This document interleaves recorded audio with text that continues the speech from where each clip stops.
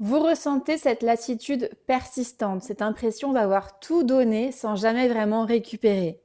Et ce n'est pas une simple passade, mais cela dure depuis au moins 3 mois. C'est un signal que votre corps et votre esprit vous envoient, vous le sentez.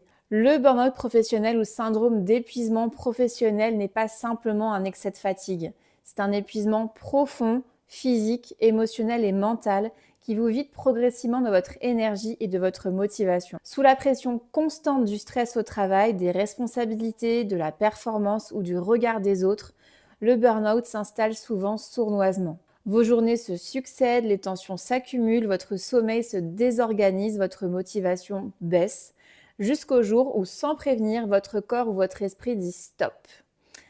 Avant tout, il faut lever un malentendu bien trop fréquent, confondre burn-out et dépression. J'ai voulu faire cette vidéo à la base pour permettre de comprendre les différences entre burn-out et dépression et ce qui est essentiel pour poser le bon diagnostic et mettre en place les solutions adaptées. Alors, comment savoir ce que vous vivez? Le burn-out est un trouble lié au travail. Il naît d'un stress professionnel chronique non maîtrisé, d'une tension entre ce qu'on vous demande, ce que vous exigez de vous-même sinon, et vos ressources personnelles. Vous vous investissez beaucoup, vous êtes perfectionniste, vous voulez réussir, mais vous forcez vos limites jusqu'à l'épuisement total. Le terme burn-out signifie littéralement se consumer de l'intérieur et il est reconnu comme un syndrome lié au travail. Contrairement à une simple faiblesse, le burn-out est une réaction sur la durée, sur le long terme. Votre énergie diminue, votre esprit perd de sa clarté, vos émotions débordent.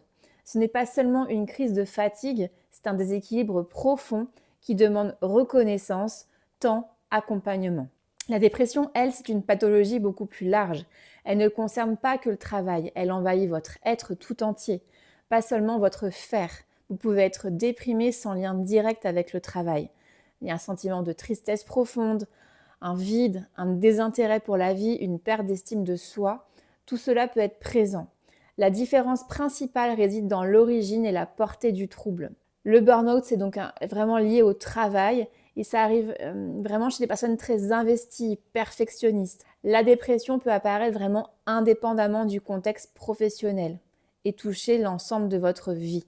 Maintenant que cela est dit, revenons au burn-out. Le reconnaître tôt permet d'intervenir avant que la situation déborde, car plus l'épuisement s'enracine, plus votre récupération va demander du temps. Les signes de burn-out ne sont pas toujours spectaculaires au début. Ils apparaissent progressivement, peuvent passer inaperçus. Pourtant, ils sont là et votre corps vous parle. Fatigue persistante qui ne disparaît pas même après du repos. Votre sommeil qui peut devenir irrégulier, peu réparateur. L'anxiété qui s'installe, des tensions constantes, irritabilité, crise d'angoisse. Sur le plan cognitif, des difficultés de concentration, des pertes de mémoire et des décisions qui deviennent laborieuses au travail. Au niveau physique, vous pouvez ressentir des douleurs inexpliquées, des maux de tête, des tensions musculaires, des troubles digestifs. Ces signaux sont le reflet de l'épuisement de votre système nerveux et de vos ressources internes. Votre corps littéralement crie qu'il est temps de ralentir. Je fais une aparté ici sur le fait que des personnes traversent un burn-out invisible. Elles sont souriantes, efficaces, elles s'épuisent de l'intérieur. Elles n'ont apparemment pas de symptômes. Ça, c'est très insidieux. Elles se donnent à fond, elles cachent leur détresse et personne ne voit ce qu'elles traversent. Pourtant, leur énergie diminue, leurs émotions sont à fleur de peau, tout est en tension permanente. Et déjà, se rendre compte de ça et d'être en burn-out sans que ça se voit, c'est déjà poser un regard sur soi-même. Donc, comprendre ces mécanismes, là, c'est la première étape pour prendre conscience de son état et d'envisager des mesures nécessaires avant que l'épuisement ne devienne ça aille vraiment trop loin. Donc, comment on fait pour se sortir de ce burn-out pas à pas? Déjà, le burn-out, c'est pas une fatalité. Même lorsqu'il est profond, vous pouvez retrouver énergie, clarté, motivation, à condition de suivre un accompagnement adapté et respectueux de votre rythme. Déjà, consultez un professionnel de santé. Allez voir votre médecin qui pourra, si nécessaire, vous prescrire un arrêt de travail et vous orienter vers un suivi psychologique ou psychiatrique. Prendre cette décision, c'est poser un acte fort. Vous vous écoutez, vous vous protégez. Le repos, la réorganisation du rythme de travail sont essentiels.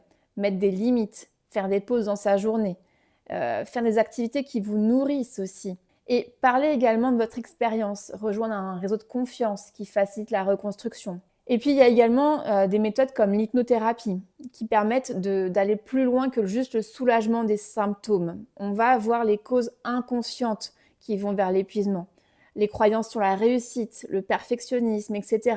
On peut aussi libérer la charge émotionnelle accumulée, renforcer vos ressources internes, reconstruire une relation plus saine avec le travail et avec vous-même. Cela réduit fortement le risque de rechute fréquent chez les personnes ayant déjà traversé un burn-out.